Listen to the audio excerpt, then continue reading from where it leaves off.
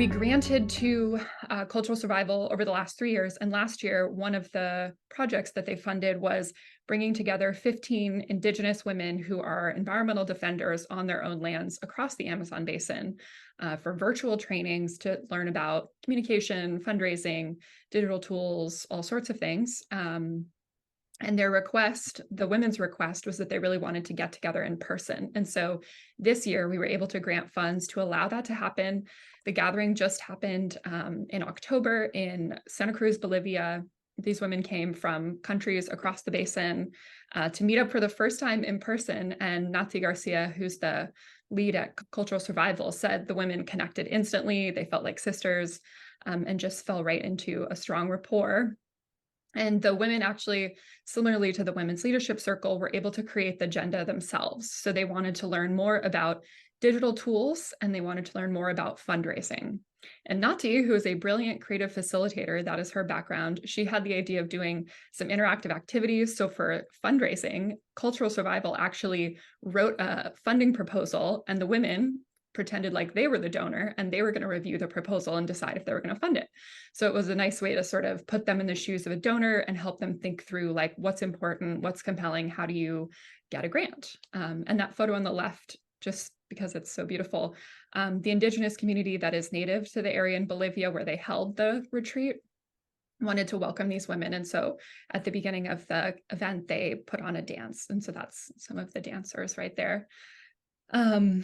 And so a neat sort of parallel moment in Planet Women is that the same week that Cultural Survival was hosting this wonderful gathering of environmental women defenders in Santa Cruz, Bolivia, in Santa Cruz, California, at the same time, Janet was hosting 100 Women Pathway with a whole gathering of women environmental leaders discussing some parallel ideas. So I'm going to take us from Santa Cruz, Bolivia, up to coastal California to Santa Cruz and turn it over to Janet Nguyen to talk about 100 Women Pathway.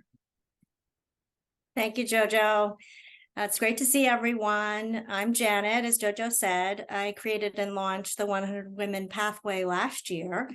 And yes, our in-person gathering for our third cohort of the pathway just happened last month in Santa Cruz with 15 incredible rising leaders. So here they are, and you'll recognize some of them in the audience today. So welcome.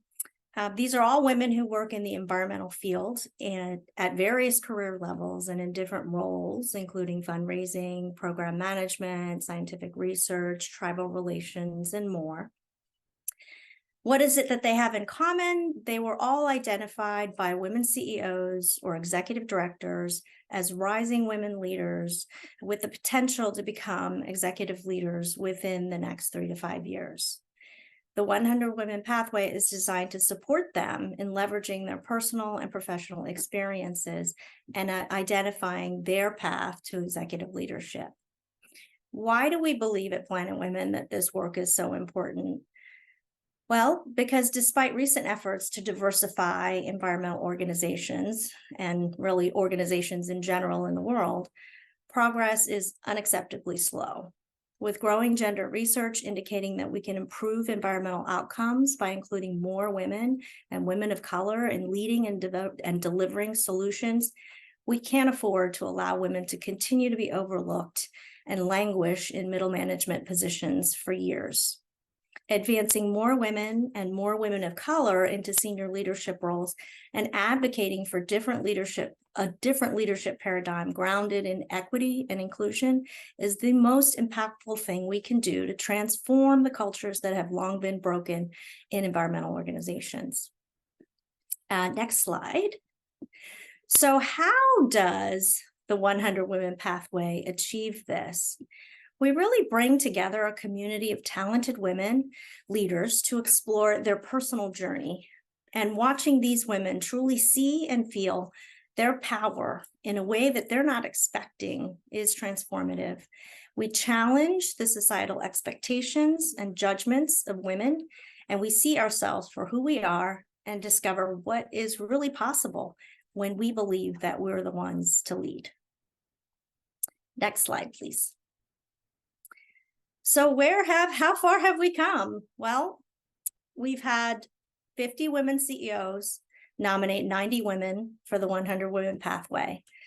And we have had 46 rising leaders across 3 cohorts in the past 2 years, with more than 60% of those leaders identifying as Black, Indigenous, or as a person of color. With this 3rd cohort, we welcomed our first rising leaders working in the government space, and we invested over $300,000 in the 100 Women Pathway in fiscal year 2023.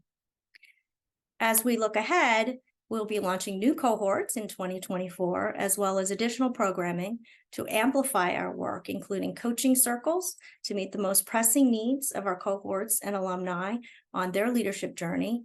It's really been wonderful.